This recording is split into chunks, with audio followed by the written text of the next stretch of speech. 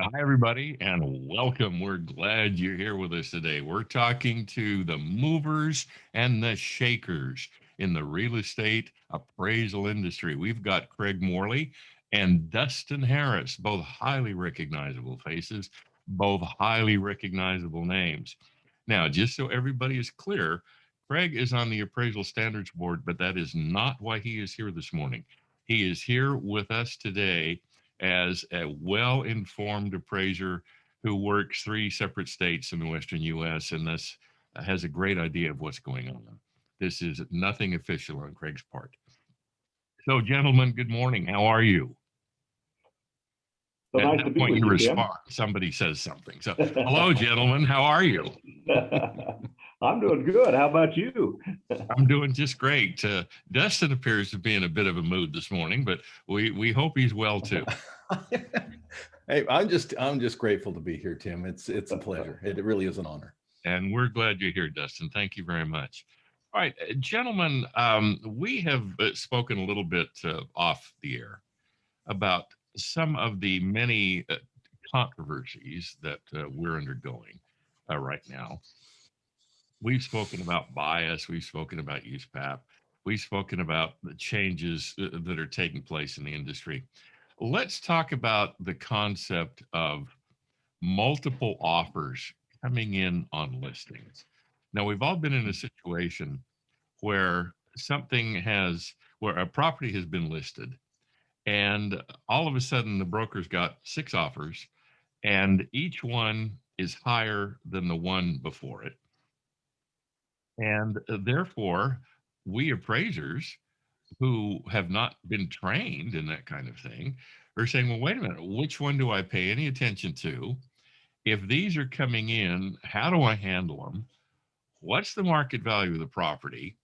Am I going to get in trouble from my state if I ignore them? Am I going to get in trouble with my state if I don't ignore them? What's going on? So, Dustin, let's start with you.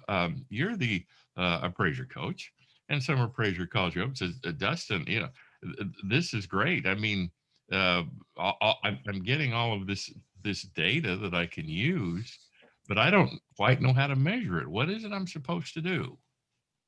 Well, it really, truly is an interesting market that we are currently in, and of course, I also cover three states: Idaho, Utah, Wyoming, and we're seeing this in almost all of the areas of the coverage that I have.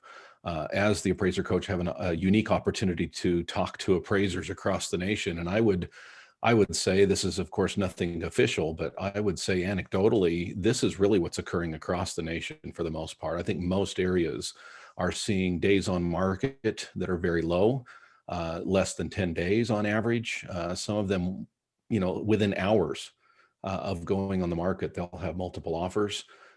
Some of them with escalation clauses. I'm also seeing something very interesting lately, and they're submitting offers that have clauses in there regarding the appraisal, and that if the appraisal, quote unquote, doesn't come in at value, that the seller is willing to pay $5, $10, $25,000 above whatever the appraised value is. We're really seeing some interesting things across the country. And on one hand, it's kind of fun to be living in a world where an appraiser truly is an asset. And I don't know that agents would necessarily agree with that statement, but I think that's kind of our role as appraisers, is to help educate and help agents and buyers and sellers and the marketplace in general understand the true worth of an appraisal, the true worth of an appraiser. That we are much different than a computer. We are professionals. We're valuation professionals that have an opportunity to study markets, understand buyers and sellers and what's going on in our particular geographical competency. And it's a great time for appraisers to shine and really show our true value and true worth out there. Dustin, thank you. Now, Craig, as Dustin does, you work over three states. And one of the states you work is Nevada. And because of where you are, you spend a lot of time in Las Vegas. Now, the Las Vegas market has always been totally black. And I don't think that's particularly any different now. Relative to what we're talking about, what are you seeing in the Las Vegas market? Well, it's tracking a lot of these same situations that Dustin has described. Part of a lot of the market activity in Las Vegas is new construction. And I'm sure that all of you, that are out there have heard that material costs are going up dramatically. The cost of lumber is just higher than it's ever been. Concrete's higher than it's ever been. The cost to produce the home is higher than it's ever been. And it's always a challenge. I mean, you almost get to the point where you dread trying to complete an appraisal on a property that's proposed, because the cost to construct it is very often higher than what you've got in the way of sold transactions. And so it really becomes a dilemma in terms of, well, what is the market value of this property? It's a problem. I was talking to one of the larger builders in southern Utah, and he was telling me that in the past 6 months, they build kind of, mid-sized homes. They're not custom large homes, but his lumber cost only has gone up $25,000 to $30,000 on a home, and they've discontinued pre-selling anything. They're only building spec homes because they're finding that if they pre-sell anything, the cost to produce it is exceeding the margins that they've got in for construction, and they're actually losing money on some of these. And we're having a conversation about what is going to happen to me when I have these properties that I have pre-sold 4 or 5 months ago. They're selling at a lower price than with the exact same model that I'm building as a spec and selling today. Is that going to mess me up on the appraisal? And it's a legitimate question. It is a concern. And at this point, I think the appropriate analysis of market conditions in trying to explain what's going on to our clients becomes paramount in producing a reliable result. Craig, thank you. Dustin, you work Idaho, Wyoming, and far northern Utah, some of which are relatively rural markets. Are you finding the same situation, especially about the construction costs and builders now either not building or building solely on spec? Yeah. So the answer to that is yes and no. It really depends on the community. Some of these far rural, mostly farming communities, we're not seeing the kind of increases. We're not seeing the low days on market and the shortage that we're seeing in some of the other areas. But one of the things that we have seen, which I think is an interesting phenomenon, especially in the areas that Craig and I work, is that many people, I think, are fleeing the big cities. They're fleeing places like California, and they're coming to Arizona, they're coming to Nevada, they're coming to Utah, they're coming to Idaho. In fact, Idaho right now is the #1 destination state per capita, of course, of any other state in the United States. They're coming from New York and some of the bigger metropolitan areas. And part of that, of course, has to do with COVID.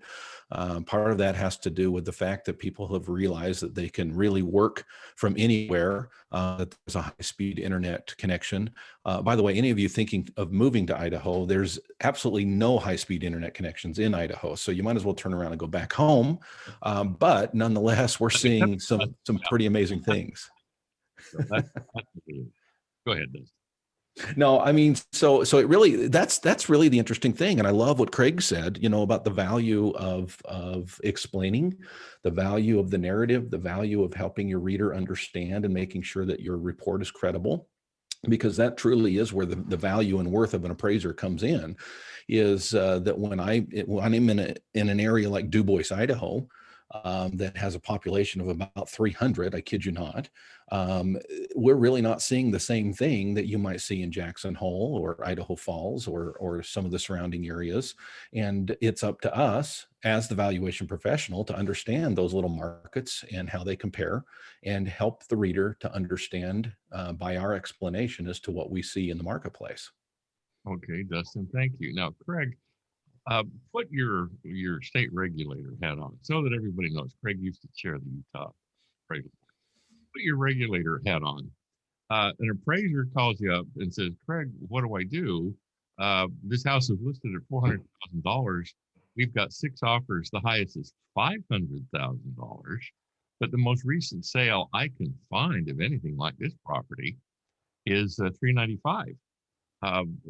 What am I supposed to do? How do I look at these contracts? And can I use these contracts as comparable data for this particular property? What is it I'm supposed to do? Well, Tim, I think we were talking a while back and indicated that we're getting more complaints for appraisers coming in below the purchase contract than we've ever had before. And so the concept of developing a credible assignment result that is well developed and reported becomes more important than ever, because that there's a possibility that if this thing comes in low and you've got people who are suffering financial losses as a result of that, they may say this idiotic appraiser doesn't have a clue what he's talking about, and may decide to file a complaint, and that's happening frequently now. Often they don't go anywhere, but the reality is that it becomes critical for us to do a really good job of understanding the market and using data and performing analysis that is as good as it can be. And so one of the challenges that we sometimes run into, and in fact, Fannie Mae had put out a little info piece yesterday or the day before. And in there, one of the questions that they answer is there's, I guess, kind of a common myth that Fannie Mae won't allow market condition adjustments. Now, I think anybody who really knows the GSEs realize that that's not true. But apparently it's believed by enough people that Fannie Mae felt like they needed to address the issue. So the question that we need to be looking at is, how do I apply market condition adjustments in a market where we're seeing dramatic changes either up or down? And the thing in this scenario that we talked about just a second ago, if I have a new construction home that closed last month, but it went under contract 6 months ago, do I apply a market condition adjustment? And if so, how? Well, the reality is that price was established when 6, 7 months ago. Market conditions have changed since that time. And so my preference is try not to use it if I don't have to, but if I have to, I'm going to go through and develop a credible market condition adjustment to reflect that those prices have changed. The other thing that I will do, and I don't know that this is right or wrong, but I want to find a current sale, even if I have to go further away, or it may not be ideal, but I like to look at the most current data I can in an effort to be able to provide a reflection of what the market is actually doing today, so that I can address that change. And oftentimes we're seeing some of these things that are just significantly higher than what they were before. And the using sales that are recent, at least a couple of them, become, in my opinion, something that is pretty important to do. Dustin, your thoughts on that? I concur with what Craig is talking about, and one of the things that we are finding as appraisers is that the old way, if you will, of doing things has changed. And what I mean by that is the days of taking 3 comps and, if they're within 6 months, we're good to go. If, maybe we'll have to go back 9, 10, sometimes 11 months to get a good comp to bracket square footage or bracket this or bracket that. Those days are gone, meaning we have an extra responsibility. The responsibility's always been there, of course. This is not new, but the market's different than it has been. And our responsibility as valuation professionals is to help the reader understand, and really help ourselves understand. In other words, study, research, understand the market and what it's doing, and make accordingly the adjustments that need to be made. Tim, you'll find this interesting that in the last couple of weeks, I've had several reports that have quote unquote across the board adjustments on the time factor. And some of these have contract dates of just a month or two away, meaning I've got data showing that even in the last few weeks, we are seeing an increase in value. And I would be remiss as an appraiser if I didn't make an adjustment accordingly, even if it is across the board. I'm with Craig. I try to find the most recent sales possible because I want to reflect what the current market is doing. But I've got data showing upward turns even in the last few weeks that, again, I feel is my responsibility to make adjustments for, because that's what the data is showing me. I'm supposed to appraise that property as of the effective date. A couple of weeks ago, I put out a podcast that the topic was about multiple offers. And one of the things that I mentioned is sometimes we as appraisers have to be the tip of the spear. And what I mean by that is sometimes I think appraisers shy away from making time adjustments across the board because they don't want to have a purchase price, or excuse me, a value on a subject that that doesn't have a bracket on the high end of value. And in some of these rural areas, I don't have much of a choice there. Meaning, there's reports, and it's rare, but it happens that all of my sales are adjusted up. There's not one sale on the top end that would be adjusted down. Now, if the data is there and the data is understood properly, there's absolutely nothing wrong with that, though you're going to have a lot of explaining to do, as they say. But truly, we as professionals need to be studying the market, understanding the market, and then reporting accurately. Okay, let me run another question past both of you. All right, the property's listed at $400,000, and you got a whole bunch of offers, and finally the seller accepts the contract offer of $450,000. So after 10 days on the market, the property listed at 400 is now under contract, and let's just assume for simplicity's sake a cash sale, is under contract for $450,000. Now, should the appraiser use that contract as a fourth comp? Craig, You want to answer I'm that going to one? let you take that one first. We've talked about it before. Okay, Craig, go ahead. Well, I think it has to be taken within context. The thing that I like to do is, I've always felt like as appraisers, we're like driving down the road looking in the rearview mirror. We're typically looking at historical data and trying to draw conclusions based on that. And yet the reality is our listing and pending sale data is, in this kind of a market, is almost as important as the historically closed transaction. And so if I've got a situation like that, I want to look to see, what does my inventory look like?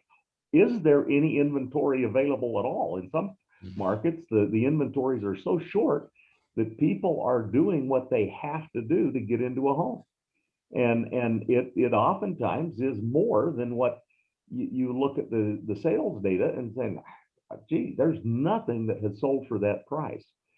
But on the other hand, if there are no listings and you've got a few pending sales, that give us at least a clue as to what's going on. And so I don't know that simply because something is selling at a price that is much higher than the list price, that means that that's the market value. But at the same time, I have to look at the broader market and say, what's my option? Do I have an alternative? And is that alternative showing something similar or something lower? My son works in my office with me, but he's got his real estate license. He took a listing on a little townhome. The only sale, or the most recent sale in that project, was at $250,000. And he says, listen, I think we can get more. There's not very much inventory. They negotiated a listing price at $269, and at the last minute, the owner says, I want to put it at $289. And so he's going through this conversation with the client saying, listen, if we list this at $289, we may have problems, because I know there's no comparable sales data. And if you have to get an appraisal on this, it's going to be an issue. And the seller says, I don't care, let's try it and see what happens. Well, First day, they get an offer at 263. The next day, they get an offer at 290. And the same day, they get an offer at 300. But both of those offers required financing. One had a chunk of money down. The other one was going to get an FHA with a loan down. He gets a phone call yesterday morning saying, "Hey, my client is an older person. She's not good on the computer. I'm verbally going to tell you that we are going to give you a cash offer for $303,000 with a $5,000 non-refundable earnest money that will close in a couple of weeks." Well, the reality is that person paying more than market value? I don't know. But the reality is that if I don't have any choices, what am I going to do? And I think, frankly, there probably were some choices. We've seen some properties that are probably a little better than this that would suggest maybe, that you could have gotten something for a little bit lower price. But the reality is that's the environment in a lot of these metro areas that people are dealing with. And like Dustin, I can go not too far away into places like Lincoln County, Nevada, and you've only got 10 transactions through the whole year. And so prices, I don't know, are they going up? You don't know because you don't have enough to point your finger at, but it's a completely different market environment. Okay, Craig, thank you. Now let me deviate a little bit from what we've been talking about. Dustin mentioned earlier that things are changing. Now, we all know that the mortgage lending industry has not hidden at all the fact that it wants to quote unquote update or quote unquote modernize the real estate appraisal industry. And apparently it's going to be able to have its way with us. Now, let's not talk about the pros or the cons of the updating or the modernization. Have we as appraisers so limited ourselves that this motivation, this modernizing must come from outside of our own industry? Or is this modernization attempt merely based on greed and is merely trying to take the appraiser out of the picture so we don't function as a roadblock in the mortgage lending process? Dustin, your thoughts? I would say neither, probably, maybe a little of both, but neither. There's always been this attempt to speed up the process. We have been referred to, as you mentioned, Tim, to the speed bumps, if you will, of the mortgage, the rocket mortgage, the let's get this thing done in 3 days situation. And let's face it, the appraisal, because of the nature of the beast, because of the nature of what we do, that it's not a, slap something together and throw it at the lender. We truly need to take some time to analyze the data, to collect the proper data, to make sure that we fully understand what's going on, that we're not rushing through these. And there is a need, as we all know, for that level of professionalism. That doesn't sit well, of course, with lenders, with the GSEs, with those that are trying to get things done quickly. Because let's face it, the old adage that time is money is true, and it's true in the banking and lending industry as it is anywhere else. We refer to that in Economics 101 as the velocity of money. And the faster you can turn that money, the more the bankers make. And so there's always been this push, if you will, to make sure that things speed the process. Now, Tim, you mentioned something I think is interesting that we need to address. And that is, have we as appraisers, because of our unwillingness to maybe modernize ourselves, being pushed by others to modernize? And I would say there's something to that. Now, part of that's very difficult because on one hand, I see myself as a pretty progressive individual who's willing to make changes, who's willing to take the changes that are given me and make lemonade out of lemons, if you will. But part of that we're held back on. And what I mean by that is over the years, I've developed what I think are pretty creative, yet fully functional, fully USPAP compliant reports.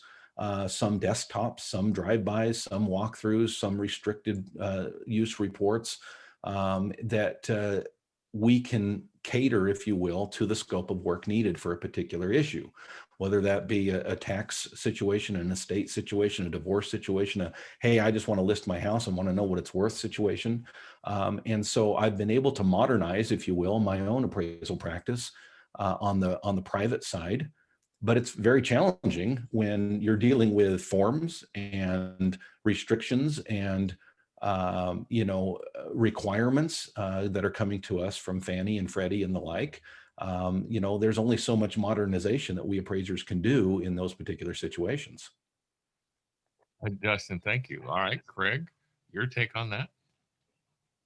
I think the reality is that if I'm doing residential lender work, the GSEs, my client and intended users, are in maybe too large of a degree outlining what they want, what they need, and what they can use. And so to the extent that they would like to see better assignment results or more complete assignment results, and they're going to change the way that the assignments are communicated to their lenders and the secondary market participants, it needs to happen. And I don't know that you or I can make those changes and have them be something that they're going to respond to. On the other hand, what Dustin has said, I think, is true, in that there's things that we can do within our own appraisal practice that can modernize and streamline the way that things are done. Now, I know that Dustin uses a lot of the mobile technology and tries to leverage his time so that he's getting as much done as you can possibly do through the use of assistants and other things. And we've tried to do the same kind of thing. Some of the mobile technologies can really improve the way that we do things. Some of the tools that are available can really improve the analytics that we perform. And so there's some things that with some of the new software applications I just love, that really make it a lot easier for me to be out on the road and doing things and be able to still have access to all of the tools that I need if I'm out traveling or doing other things. And the use of assistants and trainees and other support staff just make it so much more efficient, so that you can get your work done, get it done in a more proficient way, and end up with better results. I know for me, that having staff that review my appraisals before they go out, letting them go through all of the upload process, do the invoicing, the collecting, the setting the appointments, setting up some of that stuff, is just a huge time saver for me that allows me to modernize the way that we work. And for me, if somebody calls my office, there's somebody there to answer the phone. I don't have to do it. And if there's information that's needed, I can have somebody else go provide that. And it is just a huge ability to provide better service to our clients without me having to do every step along the way. Okay. From a standpoint of, okay, we have spoken about what has happened in the past, what's going on right now. All right, now it's time to go into the back room and into that closet where we keep things that we don't really want anybody to know about. And we reach into the bottom of that box in the back of the closet and we pull out the crystal ball. So it's time to start gazing into the crystal ball to see if it's cloudy or it's clear. And Dustin, take a couple of minutes as we wrap up here. Take a couple of minutes and without either too much doom and gloom or too much optimism, tell us what you see for the future of real estate appraisal, and more importantly, why. So keep it real. Is that what you're saying? That's possible. Okay. Well, as you know, I'm an eternal optimist. Well, I call myself a realist. I try to balance out what I feel is true and real with a hint, seasoning, if you will, of optimism, and that's always served me well. There are some changes that are coming to the appraisal world. We know about the new system, if you will. They're calling it the new form, but there really isn't a form. It's a system to import or input data and to report. The standard two, if you will, of USPAP is going to look much different in the future. We know that's not coming for a couple of years, according to Fannie Mae. There's some other changes that are occurring, and more clients are allowing trainees to go do inspections without the supervision of a mentor, which I think is a positive step in the right direction.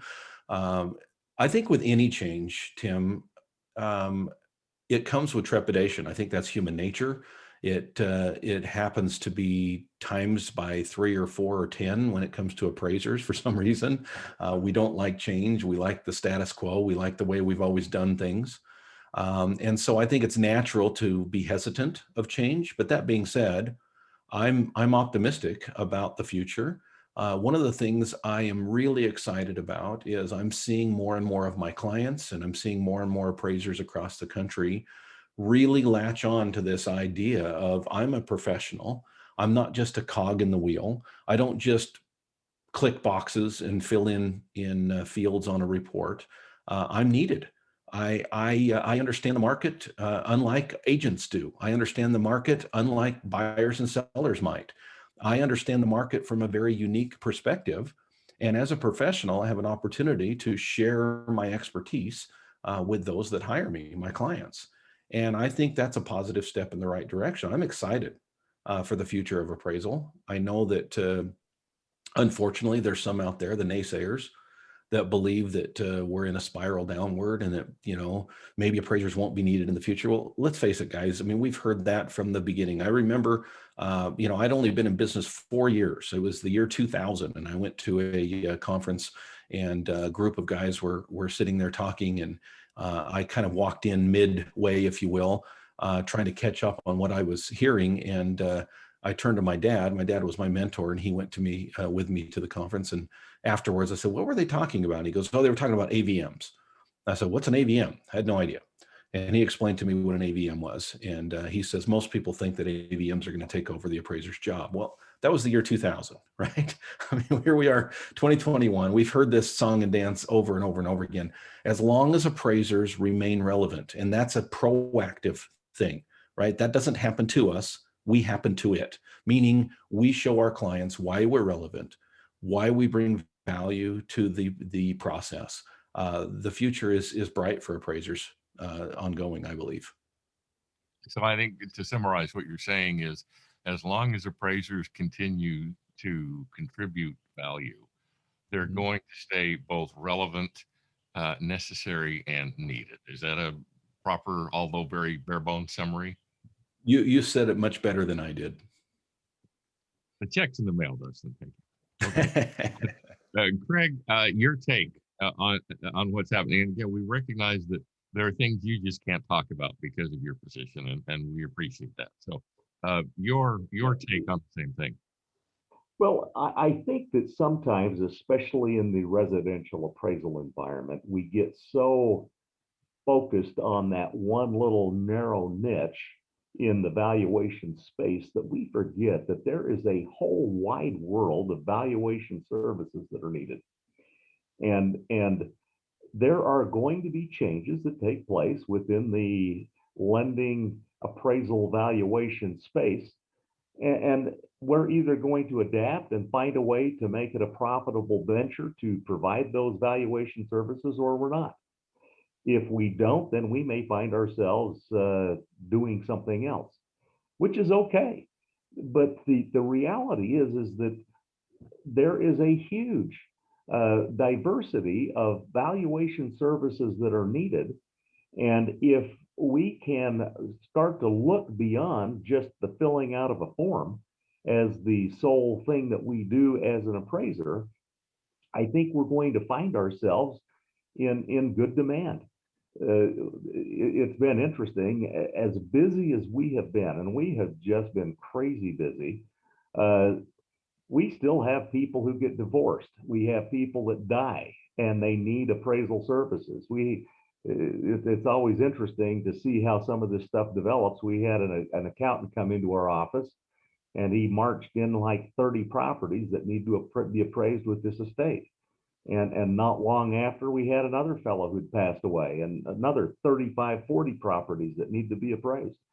And we have positioned ourselves in that space so that while we do an awful lot of lender work, we do an awful lot of additional, provide a lot of additional valuation services that, as Dustin has pointed out, if you can kind of retool yourself so that you can develop reports that are addressing some of these other types of approaches that are not necessarily a form-based report, you can do an awful lot of work that isn't solely dependent upon the level of the interest rate and how the mortgage lending community is performing.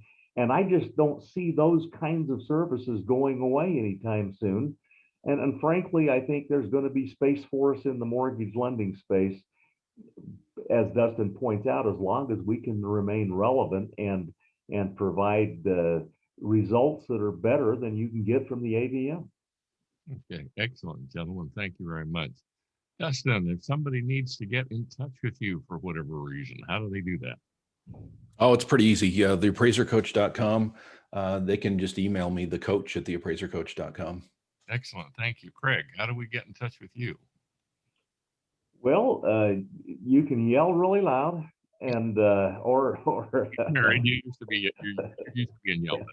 No, you know, I'm accessible through Value Pro with no E in value. So valuepro@gmail.com, or you can just search morleyandmcconkey.com and we'll show up. I do have a few little instructional videos that we do. If you just go through YouTube and get, just Craig Morley Appraiser on YouTube, I'll show up, and you can always post a little note on some of the media that's there. So we're always happy to visit with people if they have issues they want to talk about. Gentlemen, thank you. I appreciate your time. I appreciate your advice. I appreciate your expertise and your wisdom. Until the next time we can all get together, my best to each of you and to your families. Thank you, gentlemen. And Thank you, Thanks, Tim. Tim. at that point, clear.